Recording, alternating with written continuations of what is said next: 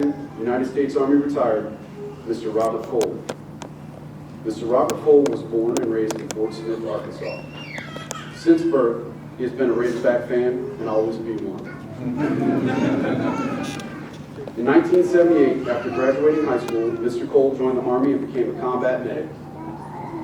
After serving as a medic for a few years, he became a respiratory therapist. He continued to serve several years until he was accepted into the physician assistant training program. As a physician assistant, he served in several assignments throughout the world, and in 1999 he was assigned to instruct at the Inter-Service Physician Assistant Program. He retired from the Army in 2004, and his love for teaching continued when he was hired as an assistant professor at Texas Tech Health Sciences Physician Assistant Program in Midland, Texas until 2006. In 2007, Mr. Cole was asked to join the faculty as a civilian associate professor at the Inter-Service Physician Assistant Program, where he continues to teach today. Mr. Cole is married to Master Sergeant Retired Esther Cole. They have one daughter, Melissa, who is currently in a doctoral program in psychology at Our Lady of the Lake University. She will be awarded her master's degree tomorrow and continue in the doctoral program. Now, without further ado, I introduce to some and present to others, Mr. Bob Cole.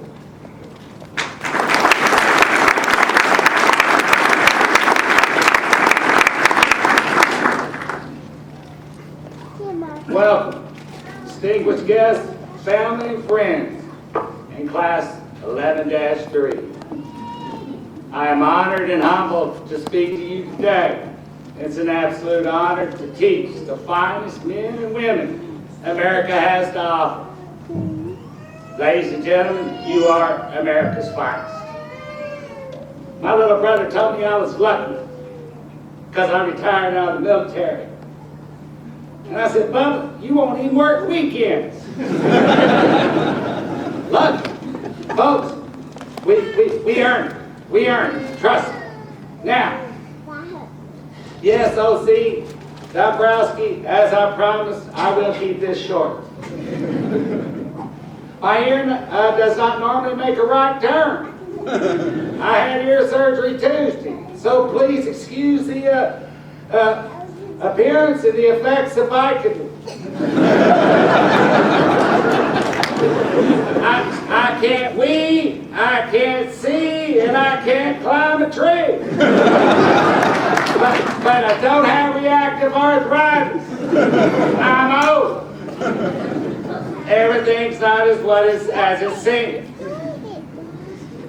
So, I must tell y'all about yourself here real quick. The men come here first day, they're all studs. I know everything. Till they take about that first Dr. Bondurant's A&P or a microbiology test, and it knocks them down about 20 notches, and they're not so studly anymore. Women come here. First 9 months, they got the makeup, hair all pretty. About 10th or 11th month, they come showing up, hair hanging all over the side, makeup every darn where. So, and then we get down to the nitty gritty of study. So, in thinking of what I wanted to tell you all, I just kind of like have a hodgepodge of things that are important to Bob Cole. Standards.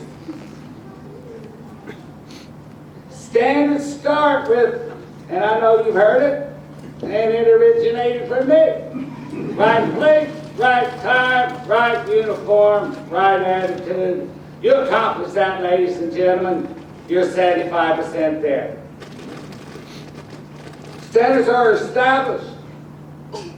If you ignore an established standard, ladies and gentlemen, guess what? You've established a new standard.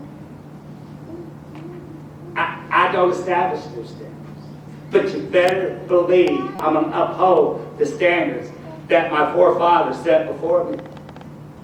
I've corrected you all for haircuts. I'm a civilian. I don't care.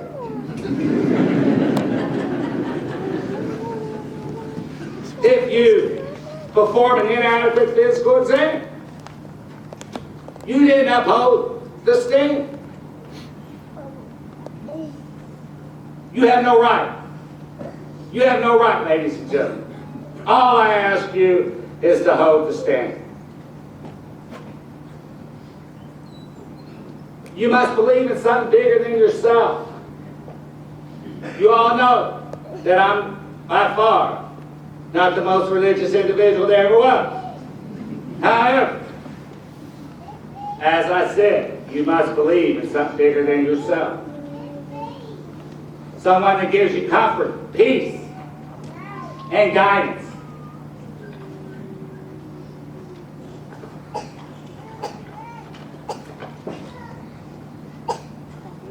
There will be times that you're lonely, scared, hungry, cold, hot. When facing enemy fire, it's nice to converse with somebody bigger than yourself. Your patience. You and your patience will have a relationship like no other. Your patients are living, breathing, being things. That's why when one of you all puts a glove on to touch a patient, I have a heart attack. Unless dude been in the field a week or whatever. And not only that, ladies and gentlemen, your patients expect to be touched. When a patient comes in, you touch your patient. They come in for birth control refill, listen to their heart and their lungs. I was retired for 6 years before a physician laid a hand on me. True story. Please. Your patients will tell you things that they wouldn't tell their spouse, they wouldn't tell their father, they wouldn't tell their chaplain. That's the relationship that you have with your patients. When you have to tell the first sergeant that he has lung cancer and he's never smoked a cigarette in his life, it helps to believe in something bigger than yourself. And then when 1 year later to the day, you throw dirt on his grave, it helps to believe in something bigger than yourself. Ladies and gentlemen, you'll go home at night. You'll say, did I make the right diagnosis? Did I write the right medication?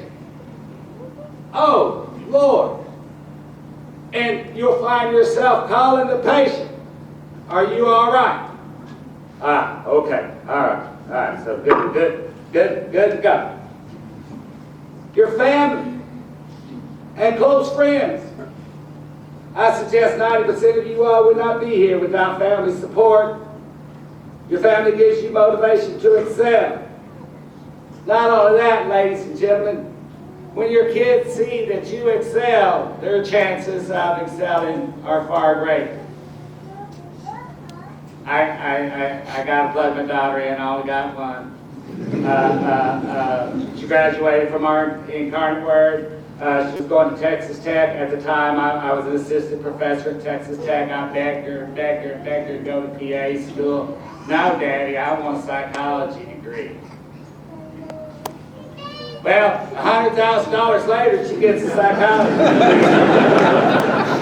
She goes to work for Child Protective Services, making minimum wage,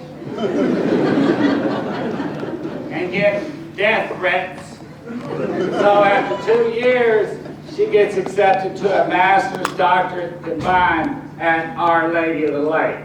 So I guess the last laugh is on me. However, I stayed at Texas Tech for 2 years. The best moment, second best moment, third best moment in my life. Married kid, retired out of the Army, seeing Midland, Texas in my rearview mirror. If you're from Midland, I know why you're not there.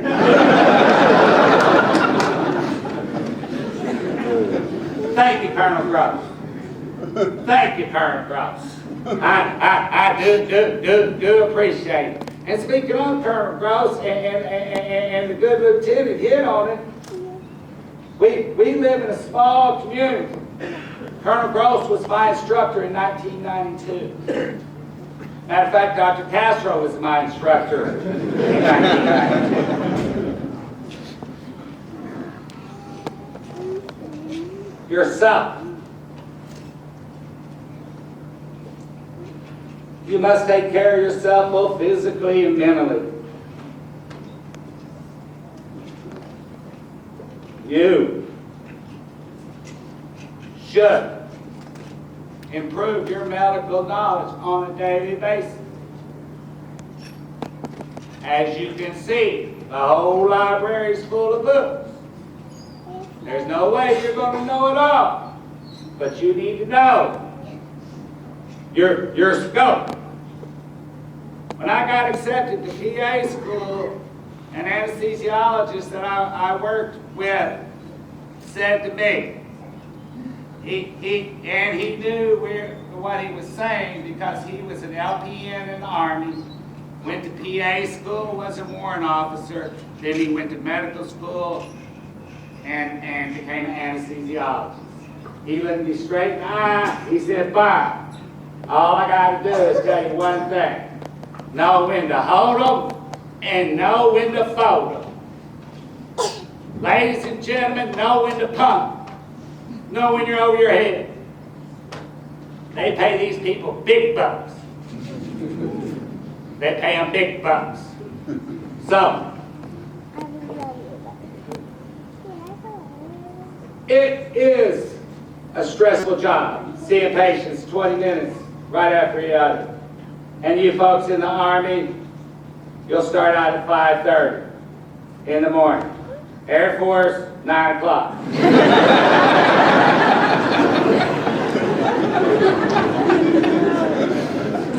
And speaking of the Air Force, I'm the Air Force.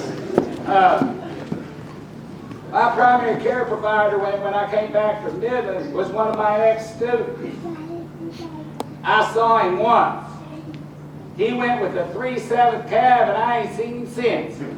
So, and he was in Air Force, ladies and gentlemen. So, just keep that in mind.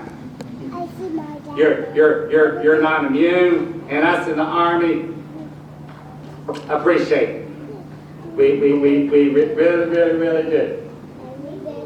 In closing, congratulations and good luck. I know some of you all have your doubts. But when you graduate from this PA program, you will have graduated from one of the best PA programs in the world. I can say that. I'm not making that up. That's Money Magazine, ladies and gentlemen. That's not Bob Cope.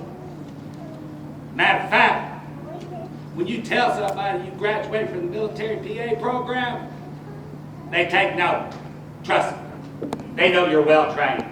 They know you know your stuff. We compare to the Dukes, the Harvard, the Yale. Hey, this is inter-service physician assistant program. Just because we didn't have a needle or a suture, I mean, hey, what can I say?